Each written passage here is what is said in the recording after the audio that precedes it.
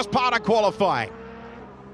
Sonoda, Gasly, Ocon, Hulkenberg and Albon, the 5 to fall. Charles Leclerc, we had to wait to get his time, but he did do enough to get through. P5 for Charles Leclerc under the pressure of elimination. And Colapinto is the lead Alpine on the grid for only the second time since he became Pierre Gasly's teammate.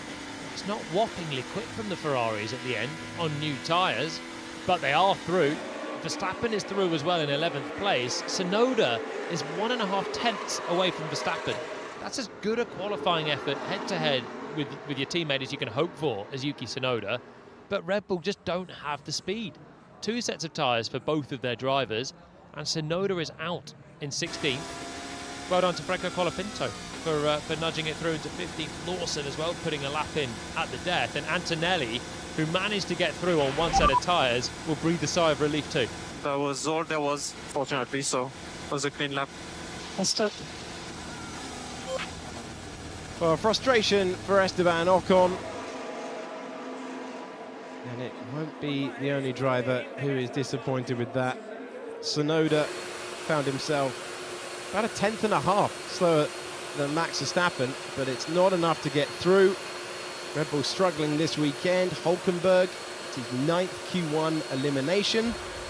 He's tied most with Lance Stroll, and this is on board with Isaac Hadjar, who finished that session in P3.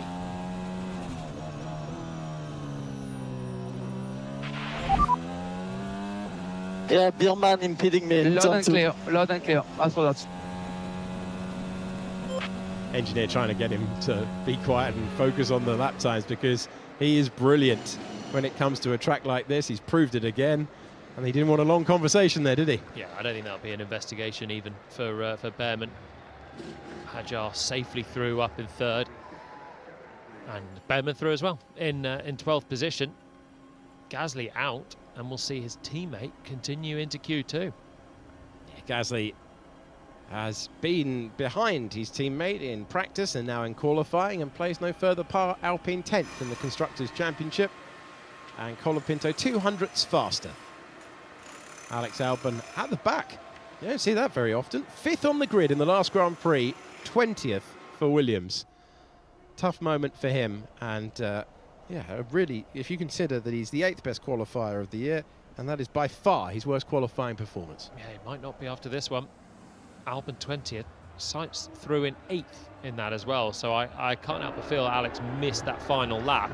3 sets of tyres the Williams duo put on it, so they went maximum attack just to make it into Q2. Albon obviously will not progress, he's out of the car going to get weighed, and Sainz will, but he's going to have to carry that used set of tyres now through. We're sweeping the track at turn 12, which means the start to Q2 is delayed. And we appreciate the marshals doing that.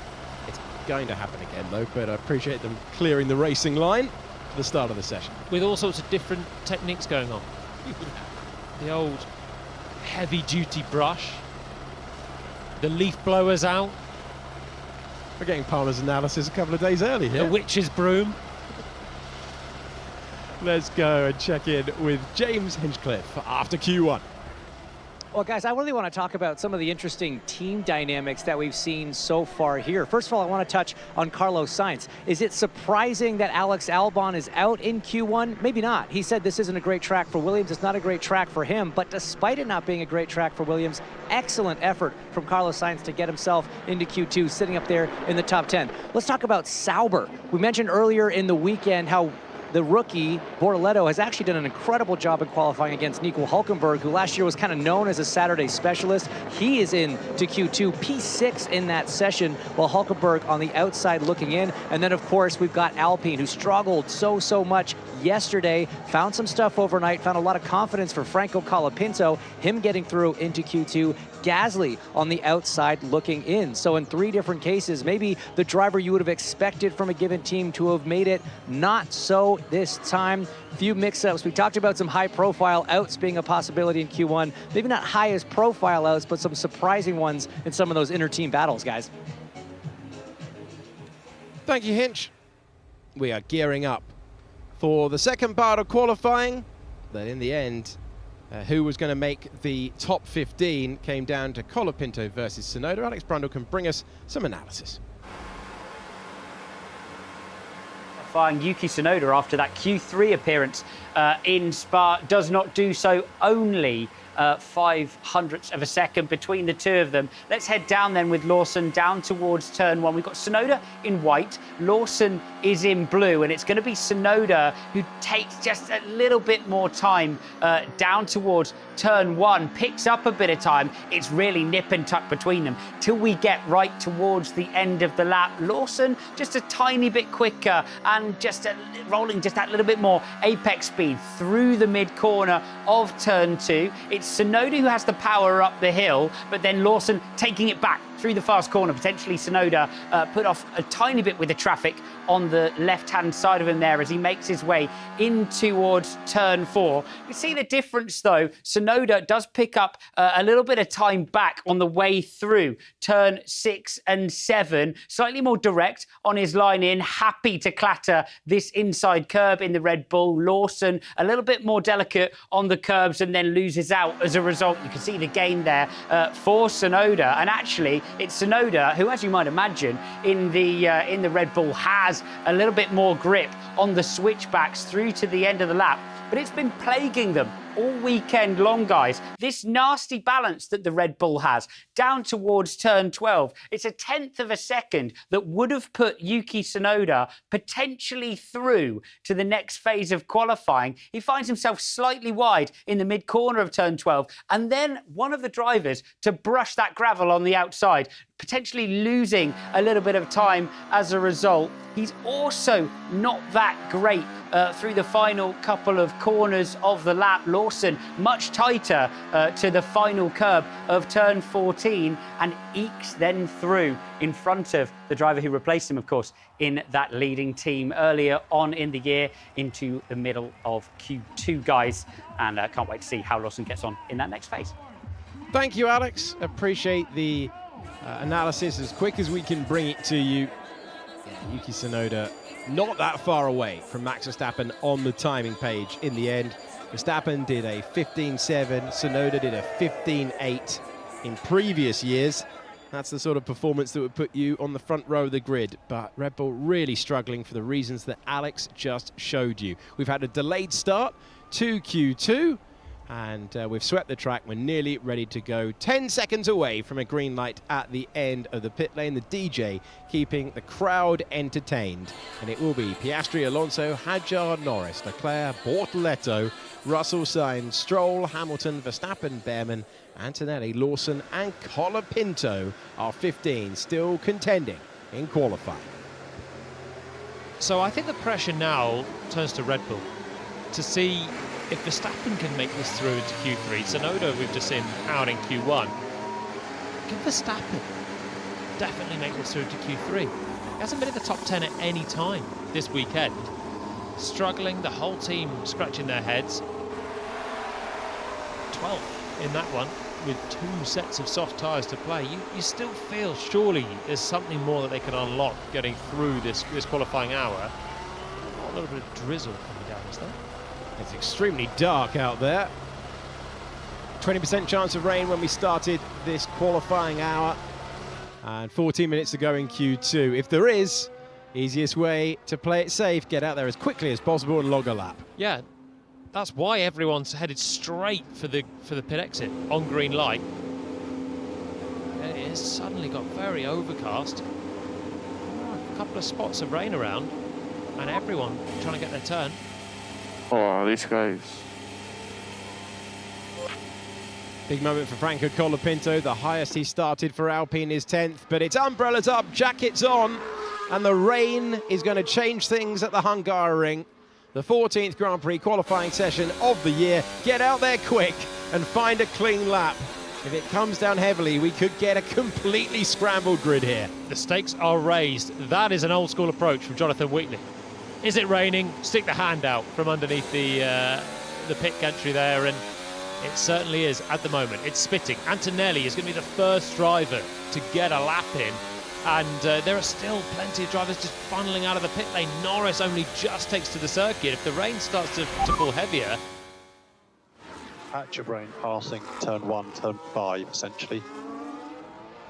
You can see it coming down there at turn 1. At the moment, they're still able to push on as if dry on slick tyres. But if this makes the surface just greasy, you might be in a McLaren with all the form in the world. But if everyone else gets a dry track and you're left floundering in the damp, you're going to be out here. So the driver has to do the job now. Verstappen has just been told on the radio that things are going to dry up later on. There's no guarantee of that, though. The driver can only play the hand that they've got. These are dream conditions and dream track placement for Kimi Antonelli. He likes a mixed condition. He likes a wet-dry race. We saw that with his superb drive on debut in Formula One at the start of the year. Makes his way through the rapid turn 11. And that's nicely done for the Italian teenager. A couple of corners compared to get home, dips the wheel on the gravel. We've seen it again. That's turning into the racing line right now. And Verstappen, confirmation of what he's just been told on the radio. Final corner, he rotates the car round, and the Italian comes across the line. Kimi Antonelli puts a time on the board of a 16.3. Well, 6/10 slower than he managed in Q1. So is the track going away? Russell comes through and he's 4/10 away from what he's just managed in Q1. So I think we are away from the absolute peak of grip so far. Alonso going even faster behind. First Aston Martin over the line is Lance Stroll, who goes way quicker than both Mercedes. And Fernando Alonso is having a party behind. Fastest Sector 1, Sector 2. And he completes the lap at the circuit where he first won in Formula One to do a 15.3. Yeah, Aston Martin. Never doubted them this weekend. They look absolutely on it, don't they? The Mercedes are on scrub tyres. Yeah. They went out at the front of the queue, but again, so they've only used one set of tyres so far in this qualifying. Still, the rain just drizzles down over the pit lane, but it is dry around the second and third sector. So there's a reprieve for the fastest cars, who should still have a rite of passage through if you're in one of these McLarens, with the fastest car so far this weekend by a little margin, and Norris showing that as he just takes one downshift and goes over the crest in turn 4 with a lot of commitment. Isaac Hadjar goes into third position, fourth place for Ollie Bearman. And Norris trying to extract the best of this mighty McLaren. It's been the class of the field since May last year at most races, but in recent times they have moved into full domination mode. 3 back-to-back 1-2 finishes in Formula One, and Norris is comfortably ahead, getting the first runs in Q2. 5 will fall at the end of this session, and yet to see times from Carlos Sainz, the McLarens and the Ferraris. And Franco Colapinto had his time deleted out there. I think there was an error in there as well. Norris has the new benchmark. It's a 1:14.8 for the British driver. So that is the best lap of the weekend from Lando. So that'll give us a flavour of the track conditions right now. There might be drizzle in the air, but the grip is still there if you're on a new soft tyre. Lewis Hamilton is not on a new soft tyre. Again, the Ferraris, they used 2 sets in Q1 to make sure they were through. They didn't want to do that after encouraging practice sessions, but now they're on a scrub set, and Hamilton only just gets into the top 10 on that. So Hamilton will go again with fresher rubber later in the session. There are 0.05 of a second between Norris and Piastri after that lap, so evenly matched. 2 contenders for the World Championship, and Charles Leclerc on the used soft rubber finds himself in 10th position. Hamilton in the drop zone then. Sainz, Bortoleto, Antonelli and Colapinto's time was deleted for track limits at turn 9. Cost him a huge amount of time anyway, so he's not lost a great lap there. He would have been wide at a corner where you are going pretty quickly at that stage. Yeah, I feel like this is a shot at nothing now for Colapinto. Alpine's still not really at the races. If he can pick off 1 or 2 places, that'll be a result that Flavio and the team I think will be pretty happy with. And already he's when you're on a race-by-race contract, if you can outperform your race-winning teammate, you've done pretty well, and he's already got that in the bank for this day. Let's see what happened at turn 9 for Franco Colapinto. Yeah, scrub tyre, rear grip not there, and the car just sort of falls over on him as he heads in towards turn 9. You build up the G, there's a change of direction in there as well, so you've got plenty going on. And on a new soft, you probably have that little bit of extra grip to take the front end that he's got through there, but on a used tyre, it's just falling lazily into that oversteer, and Franco's caught it, but the lap, as you say, was gone. Hamilton back to the pits in the drop zone, but not a representative time. They'll be dreaming of the second row on the evidence of practice. Focus, please, on one thing, which is to go out as soon as possible. Not care about anything else. I want the least cars possible out exit of the pit lane. Understood. So Charles Leclerc calling the shots when it comes to the run plan. Why is he desperate to have no one ahead of him? Because he wants to focus on himself on the outlap here. Ferrari are struggling, having had, Leclerc's had a really solid run through practice. He's been in the top 3 the whole time. He's not been miles from the McLarens, even if they do seem a little bit too much of a stretch in front. But now suddenly Ferrari are not having the pace. So Charles is wanting to make sure that his tyres are in the right window to start his final lap. They must improve. They've just been on used tyres. They will get loads of grip on the new tyres, but he doesn't want to be trundling out of the pits, having to follow other cars with his tyre temps just dropping and dropping, and then have to work it on a 4.3 kilometre outlap and find clear space. So Leclerc knows he's in a car that should be fast enough for Q3. He just wants the least possible other parameters to concentrate on.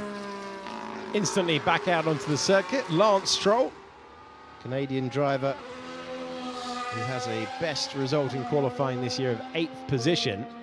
It's a golden opportunity for him.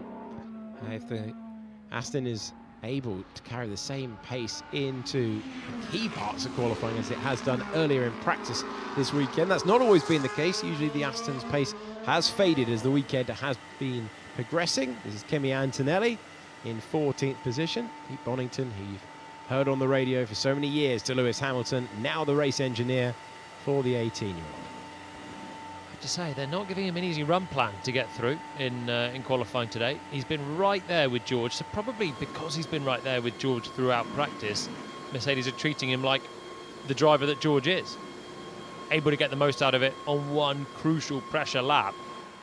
But it's, for a driver that's been under pressure recently, struggled in Spa last week, to have to nail it on just one set of tyres coming up. It's Formula One pressure, you have to do it all the time, but the Ferraris, for example, at least used 2 sets in Q1, so they had more of a banker. Antonelli stayed in the garage at the end of Q1. He's only just gone out and done an average lap on his scrub set now. He's got to dial back in to new tyres. So far he's had good pace and he's looked like he should be able to get the job done, but the pressures of hooking it up from 14th place now, they could have been a little bit easier on him, but they want to save the tyres for Q3. This is a big moment for Lance Stroll's season. He's only been in Q3 on one occasion so far. That was using medium tyres to get through into the top 10 in Imola. Now at the Hungaroring, he's going through the rapid test that is turn 4 and now into 5, looking for one of his best qualifying days of the season. Yeah, it won't take much of an improvement for Lance to book his place in, I think, as a guarantee. Up in 4th, Fernando in 3rd is about 3 tenths up the road in terms of lap time, and that's what Lance is going to be shooting for here as the track's getting better and the grip level comes up on a new set of soft tyres here. Just a quick downshift through 11 and then burying it straight on the throttle once again, and Stroll is putting the sectors together.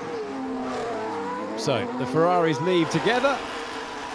Stroll on an attacking lap. The rest of the field are bound to join him out there on the circuit. Stroll's about to complete things. He's gone out there early. He went for the Charles Leclerc tactic of, I'll take the track nice and early, try and improve. He does improve all 3 sectors of the lap, and it's a 1:15.1 for the Canadian driver.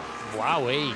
This is the best weekend he's been on for a very long time, I'd say, Lance Stroll, in terms of just dry pace. Up into the top 3. Alonso is still in the garage and could respond, but he's consistent with it as well. It's a really impressive run he's having this weekend. And this is what Charles was wanting to avoid and has avoided. Waiting stationary, trying to get into a nice bit of a window. Sainz and Verstappen trying to work out who's going to be ahead. You just don't want to be in this cluster when you're heading out. Get out, concentrating yourself. That's what Stroll's done, and he's put a nice lap together. This is just always a bit messy.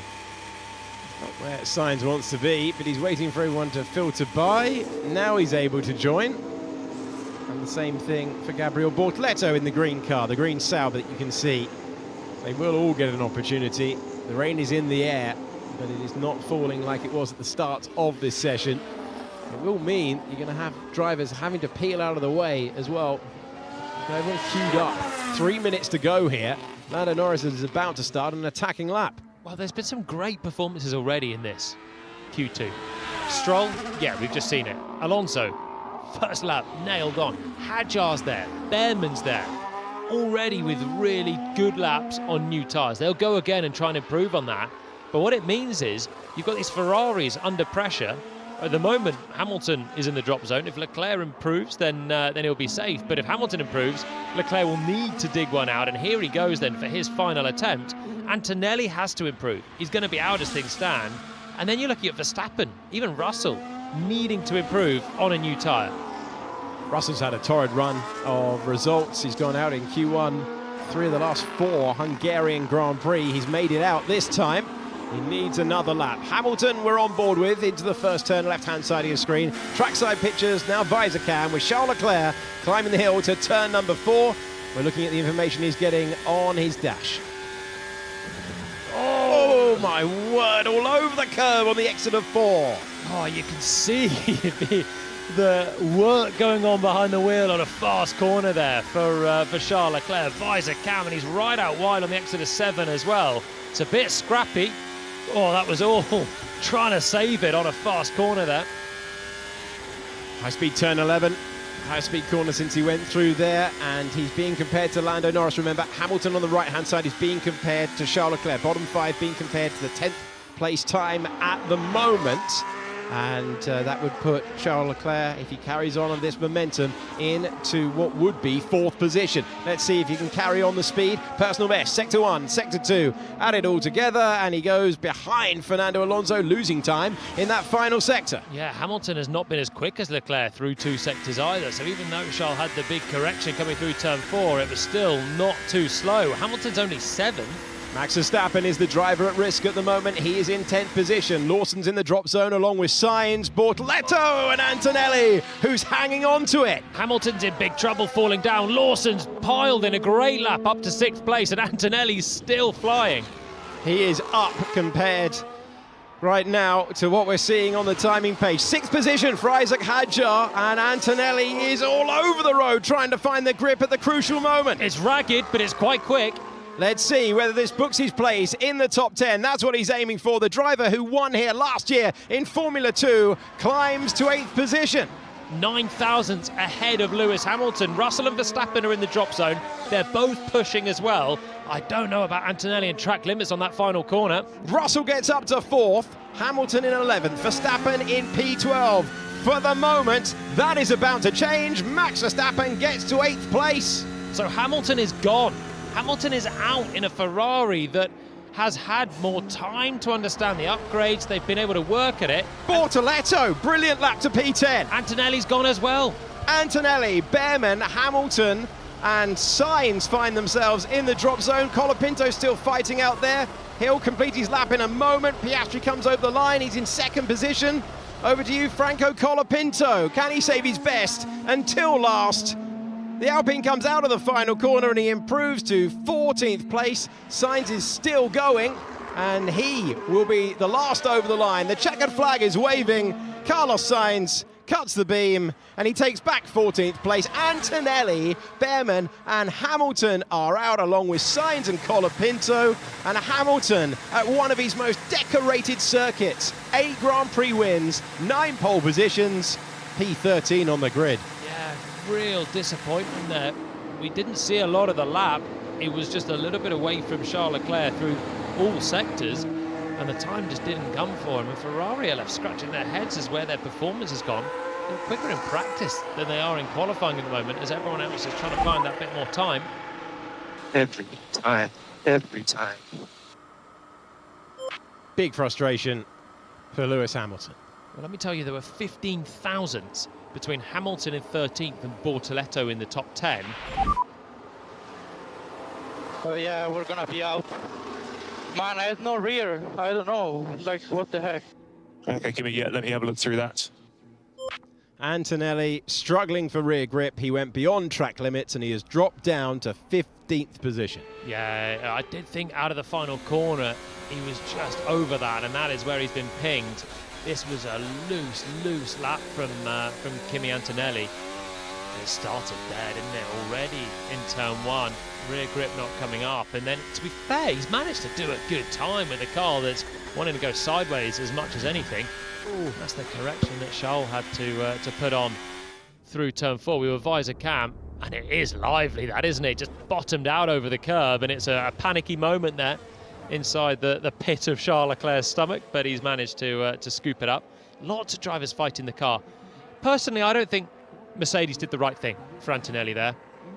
They should have given him 2 sets of tyres to go through. He's short of confidence. He's a rookie. He's 18. He's off the back of his trickiest weekend in Formula 1. He's off the back of a pretty poor run of form. Give him the confidence. Give him 2 sets of tyres just so he can have a banker lap and then hook it up. That is a driver that has 1 lap to do it right at the end. And the tyres didn't come in maybe for him. The rear looked aggressive from the first corner, and it was going away and away. He did well to hang on to it and nearly get through on pace. But just give him 2 sets of tyres to ensure that you're through into the top 10. Maybe they've discussed it. I'm sure they discussed it before qualifying, so it's maybe come from Kimi as much as the team. But I think they've got to deal with the driver they've got. Behrman out of the car. He will start in 11th, which is where he's finished the last 3 races.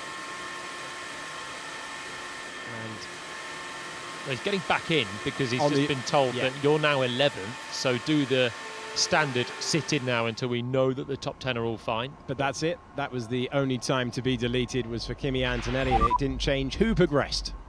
Okay, you're through. Q3. Again. Fantastic job, man.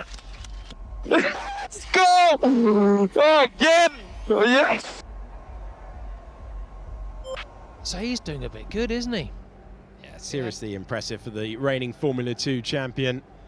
And yeah, great run of form. Ever since they put that new floor on the car in Spain, that Sauber has come alive. That might be the expectation that they would have a car in the final part of qualifying, but the fact it is the rookie, Gabriel Bortoleto, really, really strong for him. Gives himself a great foundation to score his 3rd point-scoring finish in Formula 1. It's a great advert for young drivers and for a Formula 2 champion. I mean, you'd think it'd be obvious. The guy that wins the feeder series is very good in Formula 1, especially if you win it in your rookie year. But it was half a second up on Hülkenberg in Q1. We saw the Nico radio very confused as to where that pace is. But Bortoleto now regularly is there. It's not that shocking that he's up in the top 10. It's another great performance. So what about these Aston Martins? Well, you were pointing out earlier in the weekend that Aston have a very good Friday a lot of times, and then we get to the sharp end, but they are having a day. Both cars through into the final part of qualifying. They managed it in Imola. They've managed it in Budapest. Let's check in with James Hinchcliffe on his reflections after Q2. Guys, we talk about the tight margins here at Hungaroring. Let's talk about the difference between the feel-good story of Gabriel Bortoleto and the heartbreak of Lewis Hamilton not making it in. 15 one-thousandths of a second was the difference there between going out in Q2 and making it to Q3. Let's take a look at where that time was. Down the front straight, you can see top speed on both these cars fairly equal as they go downhill into that first braking zone. There's not a lot between it. Fraction of a second for Gabriel on the brakes. A little bit back to Hamilton's favor mid-corner, but again, the exit for Bortoleto, a little bit stronger. Through turn 2 again, it looks like Hamilton's carrying more minimum speed, gets a good run down through turn 3. You can see at the bottom of your screen that green line arcing away in the wrong direction for Bortoleto. Then through turn 4, he starts to get it back. Here through turn 5, just nice and tight front end of that Sauber, really working well. Come down to the chicane. Both drivers look fairly tidy. Hamilton having to take a little bit more of that second chicane, which we know can hurt the acceleration off as that green line just slowly starts trekking back to the middle, heading now through the very fast turn 11, then down onto the brakes again. This is where advantage goes back to Hamilton. You see that little chunk of Bortoleto, little chunk of time, that 16 one-thousandths here. 3 1,000ths through the second last corner. Hamilton just fighting the wheel. The tires starting to give up. So hard to make them last a full lap around here. Another correction through that last corner for Hamilton, and that is the difference. It is such small margins here. You have to execute every brake point, every turn, and every throttle application if you're going to advance. And huge props to the rookie Gabriel Bortoleto for making it through to Q3 once again. It is a great comparison, though, that. You've got a rookie and a veteran separated by 15 thousandths, and the margins are so tiny. I really enjoy seeing those comparisons because you see, time and time again, there is no corner where as much as 1 whole tenth is gained or lost. I think it was about 600ths was the most the time shifted between them. It's a Sauber and a Ferrari, a rookie and a 7-time champ. And even tiny things, as we joined Bortoleto's lap there, he had a tiny slipstream from Charles Leclerc to start the lap. That's 14 thousandths. It's almost nothing, but then when you're 15 thousandths between them, it's exactly what you need to get into the top 10. It's luck that Bortoleto picked that up, but it's these tiny, tiny margins, these minuscule differences that add up to Q3 or a disappointment and you're out in Q2. Yeah, it will be a disappointment. Lewis Hamilton was 4th fastest earlier on in the final practice session. We've mentioned his incredible record around here already. 11 times on the front row. Mentioned the wins in the poles earlier in the session. We're going to decide pole position now. We've been under the rain clouds for a while. It's skirted the first turn, the 5th turn. But now we find ourselves with Aston Martin having their best qualifying day of the season so far at this stage. Looking at their competitiveness at this stage, Fernando Alonso adores this racetrack. He took his first win here in 2003, and he's still fighting for the major places. He's back in the top 10. He's brought his teammate Lance Stroll as well, who was excellent. With that decision to go early, whether it was Stroll's or the team's, it gave him a chance to get the best of the performance out, not waiting around. The outlap was perfect. Aston Martin are fighting here. We're going to have Lando Norris versus Oscar Piastri as well. And then we've got such a great scrap with a great mix of drivers. Aston Martin have a chance for top 3. That's the state of play right now as we head out for Q3. Russell's in there, but Mercedes don't look that happy.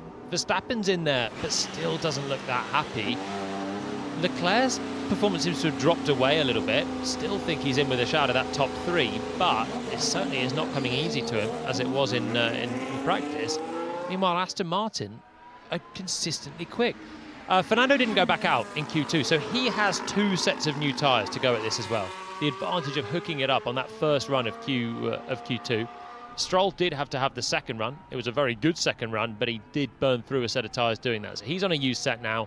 On new, it is the 2 McLarens and Fernando Alonso for this first run. And we saw George Russell as well, leaving the garage on new tyres because Mercedes risked it a little bit more in Q1. So we've got Hajar, Bortoleto and Lawson as the full season rookies. You've got Max Verstappen trying to perform heroics in a Red Bull car that has looked far from dialed in. You've got Aston Martin can't believe the fact that they've gone from the back of the grid at Spa to suddenly being in contention for the second row. That's what they're looking for in this session. George Russell is a former pole sitter around here. He will be hoping to save his best until last. And both McLaren drivers will know how important both runs are here. It has turned into zero sum. If it's not Oscar, it's Lando. If it's not Lando, it's Oscar. It's a straight fight between those two. Lance Stroll, driving with confidence, is the man in your screen. Yeah, on his used tyres, though, Stroll at this point. So he's confidence, but scrappy on that tyre. Barely more than half a tenth has separated Norris and Piastri all weekend. Again, trying to hook up these 14 corners, keeping the soft tyres in, having the rear grip for the end of the lap will be critical. Finding your way over the curbs, and really we want to be seeing what they're doing because Norris is already coming through the first sector. It's going to be great to see what the McLarens can do. We're finishing the lap with the Aston Martin. We'll compare it to Fernando Alonso's time on the new tyres. He's got 2 sets. We are on board with Lando Norris, attempt number 1 to take back-to-back pole positions at the Hungarian Grand Prix. Yeah, Fernando Alonso coming out of the final corner on his new tyres, but it's not a great lap for Fernando either. So McLaren v McLaren as Norris sweeps through turns 8 and then 9. Flat out through 10, bringing it back, and let's see the confidence. It's a feather. He's not even fully off the throttle through turn 11. 0.4 of a second up on Fernando Alonso. You would expect Piastri's comparison in about 4 seconds time is going to be crucial. Where is he in comparison to Lando Norris? Norris just having to wrestle with it slightly at 13. The tyres giving up at the rear. Piastri slightly ahead, 2/3 of the way round. Lando Norris is going to complete the lap. He's been brilliant in that final sector all the way through this weekend. Piastri will have to match him. Trackside pictures of the World Championship leader trying to take provisional pole away from his rival for the title. He gets it at run number 1 by 0.09 of a second. George Russell, fastest sector 1, fastest sector 2. He's been on pole around here in 2022. It was a surprise that day. This would be even more so. Russell trying to keep the tyre in. Does he have the grip? George Russell to the line. It fades away, but that is Russell back, looking competitive in a way he has not all weekend long. All of the times have fallen so far away what the drivers were just doing in Q2. Norris did a 14.8 in Q2. We're half a second off that now on new tyres at the start of Q3, so the track conditions have just changed, and it looks like Russell has come to the party. Well, in mixed conditions, sometimes that Mercedes just finds a sweet spot. Piastri, Norris, Russell, Alonso, Verstappen in P5. Then Charles Leclerc is in 6th. We've got Lawson in 7th, Bortoleto in 8th. No time for Stroll and Hadjar. And it is worth saying that only those in the top 4 were on new boots for run number 1. Yeah, so this was the scrappy moment that we saw from Stroll, but on his used tyres, he was never going to be on for a competitive lap there. Russell through the final corner, got wide on the entry, but yeah, he did lose a little bit. Never hooked up that late apex, so committed on the way in, but not able to take the gain throughout the rest of the corner there. So Russell with a little bit more to find as well. The track temperature has dropped by about 10 degrees since the start of qualifying. So maybe that's why it's just falling into a Mercedes window and falling out of some other windows. So spots of rain being reported around the circuit as well. And for whatever reason, the Mercedes in cooler temperatures comes alive. That's how Russell got pole position in 2022. He's a contender from absolutely nowhere. He would have lost time in that final corner. Piastri winning the all-McLaren battle, but we do have a third contender for pole. All over the place. Very good, yeah, I think. So that's George's assessment of where the performance has gone.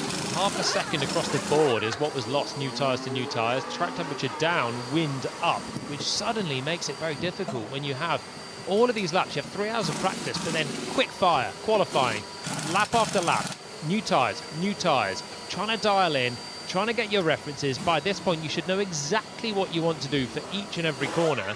But when you've suddenly got gusting winds, you maybe have to brake a little bit earlier in some places. You can maybe actually brake a little bit later in others.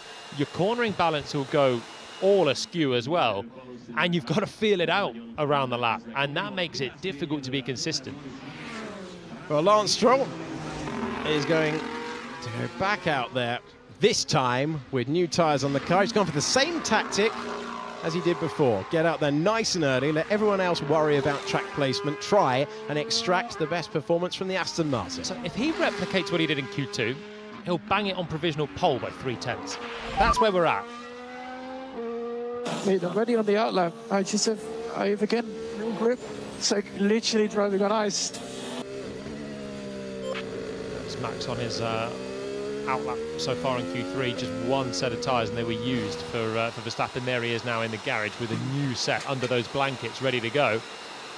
Wouldn't mind watching what Stroll can do now, starting that final lap.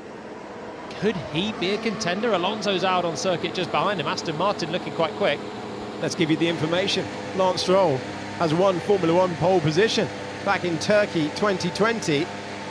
He led the early part of that lap, and then it was a strategic call for the tyres that saw his chances of a maiden Grand Prix win slip away. If you can fire the tyre temperature into these soft Pirellis, who knows what might happen? Lance Stroll attacking the racetrack, and he is up in the first sector on Oscar Piastri's time. The volume will increase if that's the case, by the end of Sector 2. The door is ajar. McLaren have not knocked it out the park with their first laps, finding that the conditions are just changing at the end of this qualifying hour. They are first and second, but there is an opportunity for someone to get in amongst them here. Fernando Alonso may be that person with the fastest first sector. Lance Stroll is not too far away. Fernando Alonso, if you give him a sniff, if you give him an opportunity, especially around here where he has form in the past, anything could be about to unfold. Lance Stroll aiming for the top 3. Can he get there? It's been a great effort so far. Just the Aston Martin's on track. Stroll to the top 3. He's only a 10th away. Can Fernando Alonso find something mighty in the final 3 corners of the racetrack? If he can match his teammate's final sector, he's heading to the top. 2 corners to go for Fernando Alonso. Rear grip just dwindling. I know it's only provisional pole on offer at the moment, but he hasn't been at the front of the field in qualifying since 2012, and he misses out by 0.08 of a second. Fernando Alonso on the front row in an Aston Martin as it stands. They went out early, and Alonso has booked his place at the front. He misses out by 0.08 of a second, and they, this weekend, have come alive. Absolutely fair play to Aston Martin. They have flattered so many times through practices, and I didn't buy it this time. The amount of times they've ended up in the top 10, and then Stroll's out in Q1, Alonso's towards the back end of top 10, or maybe just outside of Q3, but this time they are nailed on. This is a good lap. It was a pretty good lap, I'd say. Good job. It's a great lap. It's only 17 thousandths ahead of Stroll. So it's a great lap from Stroll as well. Both of them executing well. Now, what can anyone else do to recover? These are outlaps for the McLarens that we are watching here. Lando Norris with Oscar Piastri just behind him on the circuit, with a little bit more knowledge now of where the track's at for this final lap. Well, Fernando Alonso just missed out. Oscar Piastri has provisional pole. Norris is in 3rd, Stroll in 4th. If the Aston Martins stay there, it's their best of the season by a mile. 16 points between the top 2 in the Formula One World Championship. Lando Norris trying to do what he did last year and take pole position for the Hungarian Grand Prix. Gotta hook up this lap. There is pressure on this. He's in 3rd, and there are others going quickly as well. Russell and Leclerc have got a chance to jump up. So, in a McLaren duel, they've got to make sure at least it is a front row between them. And of course, pole position is so important around this circuit. Oscar Piastri soaring away at the steering wheel as he exited turn number 1. The grip is not high right now. Leclerc's flying. Leclerc is the fastest man in the middle sector. Leclerc might even go top. He's coming through the final corner. Charles Leclerc has 26 poles in Formula One. Can the Ferrari man do something audacious and take provisional pole? Left-hand side of your picture, Charles Leclerc to pole position. Incredible. Right, over to the McLarens, who are not improving in the first sector. Norris first through the middle part. He's still down on Leclerc by 0.2. The track temperature has fallen away and the order has been scrambled. Hadjar goes to 7th position. The top 2 in the World Championship are trying to fight a Ferrari, but they don't appear to have the pace. Piastri's got nothing in the middle sector. Can they take it away from Charles Leclerc? Over the line goes Oscar. No, Lando Norris goes to 3rd position with the fastest final sector. Oscar Piastri all in at the last corner. Here he comes. This is his last chance to take it away. And Piastri can't do it. He can't do it. It's Charles Leclerc on provisional pole. What's Verstappen doing? Well, it's an all right first sector, but it's not on a par with Leclerc. He's a 10th down in the first part, but this is the day where you hold on to your hat, because you've got no idea where pole might come. Bortoletto comes through, he's 0.3 off pole, 7th place. That would be his best ever in Formula One. Can Verstappen find a balance? He's 0.3 of a second down. The McLarens have been beaten by Charles Leclerc with the track temperature plummeting. Right, final sector, Verstappen could potentially go pole. He could go 10th here. Look at the top 4, separated by 0.05 of a second. Max Verstappen to the line. He's only 8th. That's his worst of the season so far. And from absolutely nowhere, Charles Leclerc takes his first pole position of the season, the 27th in his Formula One career. And that is a turn-up at a circuit where we see so many surprises. Here's another one. Ferrari fastest at the end of qualifying. Charles Leclerc on pole. What a magical session that was. 53 thousandths of a second, 500ths of a second separate the top 4 on the grid. The rain came, it spitted, the cloud cover plummeted the track temperature, and somehow Charles Leclerc is not only on the front row, which would have been a surprise at the start of the session, he will lead them from the line tomorrow. Only Michael Schumacher has more pole positions for Ferrari than that man, but he will go, how on earth am I fastest? It didn't look possible in practice. That's one thing. Qualifying is another, and it's Ferrari at the front. I'm just stunned. I am completely stunned. I want all Q3s to be like that. Could it be an Aston Martin, a Mercedes, a Ferrari out of absolutely nowhere? You can see the drizzle on the lens there, but it's really the cloud cover and the wind that's picked up. It's made a big difference as well. And Leclerc threading it. He's on the edge of oversteer, but the grip is still just there as he's coming through the final sector. Wasn't the best final sector. The middle part is where he made the biggest difference. Well, P1. What? Mamma mia! Oh my God. You can't believe it. You just can't believe it. The way that the track has just changed right at the end there. And he has hooked up a lap on instinct. The top 6 separated by just over 1/10 of a second. Pole position decided by 200ths of a second. And when a driver who has competed in Formula 1 since 2018 is astonished that he's at the front, you know you've seen a qualifying session to remember. Charles Leclerc was pretty hard to pass 1 week ago. McLaren have a different contender at the front, and another stunning Formula 1 qualifying session has a twist in the tail. Pole position number 27 for Charles Leclerc. McLaren will have to compute how they've been beaten in the end as well. Just the time's falling away. 2 sets of tyres at the end, and neither driver improved. Whilst Leclerc did, and Russell almost beat them as well. James Hinchcliffe is going to ask some questions to the top 3. Incredibly, though, they're headed by Charles Leclerc. Let's hear from him. And now we are here with Charles Leclerc, your pole sitter for the Hungarian Grand Prix, 27th career pole. Charles, I mean, look, the Ferrari's been quick this weekend, easily the second best team, but did you guys think you had that kind of pace in qualifying? I mean, today I don't understand anything at Formula 1. I mean, honestly, the whole qualifying has been extremely difficult. When I say extremely difficult, it's not exaggerating. It was super, super difficult. It was difficult for us to get to Q2. It was difficult for us to get to Q3. Q3, the conditions changed a little bit. Everything became a lot trickier.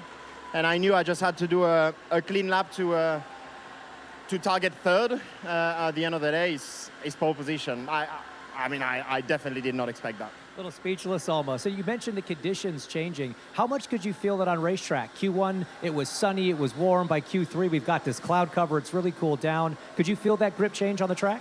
Yeah, I could definitely feel it a lot. And I was also a bit on the lower side of the downforce. So when the rain started in Q2, I was just hoping that it wouldn't stay there. It didn't. The conditions changed, which made everything very tricky.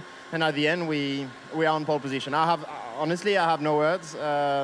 Yeah, it's probably one of the best pole positions I've ever had because it's the most unexpected for sure. Last week, Oscar said qualifying on pole at Spa, maybe not the best place to start pole. Here, a great place to start pole position. Track position so important here. How confident are you going into the race you can lead out of turn 1 and bring this win home? Yeah, I mean, the start and turn 1 will be key.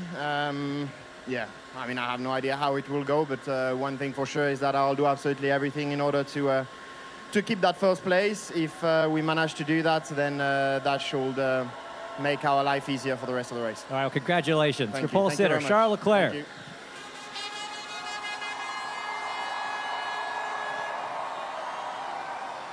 you. Oscar, you're going to line up P2, front row on the grid tomorrow. I mean, I guess let's start with just how your run went and kind of talk us through how much the track and the conditions changed from Q1 to Q3, because in Q1, you guys were the class of the field, and by Q3, it looked like a real struggle. Yeah, I think the wind changed a lot. It always sounds so pathetic blaming things on the wind, but the wind basically did a 180 from Q2 to Q3, and yeah, just meant a lot of the corners felt completely different. And my first lap in Q3 felt pretty terrible because I wasn't used to it, and then I thought the second lap was a lot better, but it was even slower. So yeah, just difficult to judge in those conditions, and you know, maybe not the best execution, but I was a bit surprised that we couldn't go quicker than that. So you know, second is still a decent spot to start. So yeah, we'll see what we can do tomorrow. Your car changing, your grip changing is one thing, but were you expecting another team in Ferrari and Charles to be able to find that amount of pace and actually get pole position?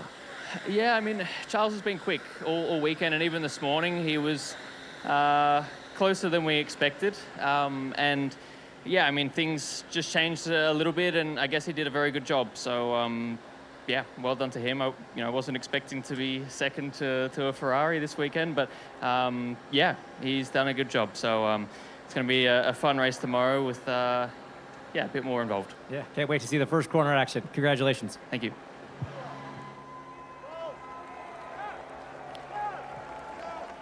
And Lando Norris going to be lining up third place for the Grand Prix tomorrow. Lando, I hate to say it, maybe a little bit of a disappointment to not have a McLaren 1-2 lockout? I mean, yeah, from how our form is, and of course, but I think, yeah, Charles did a good job on the last lap. Probably risked a little bit more in these conditions. The wind changed a lot and really seemed to punish us in a bigger way, it seemed. So, I mean, not too many complaints. We thought we both did some good laps at the end, and we were just slow. So nothing to complain of, but Charles did a good job. How tough was it to make these tires last? I mean, throughout practice, it looked like it was a one-lap tire, but sometimes in qualifying, it looked like it wasn't even a one-lap tire. It was hard to make it get all 14 corners. Yeah, it's just, I mean, it's a long lap with many corners, so it's tricky. But I mean, like Q2, I think we showed how quick we can go and our advantage. But as soon as the wind changed, everything went away, and the last sector became even trickier again. So yeah, it's still not an easy lap to put things together. When you do, it feels nice. When you don't, like in Q3, not so happy. Obviously, going into tomorrow, kind of two objectives. You want to win the race, but you also want to try to close the gap to Oscar in the Drivers' Championship. What's the bigger focus for you going into Turn 1 tomorrow? I mean, both. I want to go forwards, I want to win. And if I can do that, then I'll get points, you know. So, yeah, I mean, I think it's going to be an exciting race. I would expect us to have a bit more pace than Charles. So I'm looking forward to it. All right, well, best of luck tomorrow. Lando Norris lining up third place. My thanks to James Hinchcliffe speaking to the top three.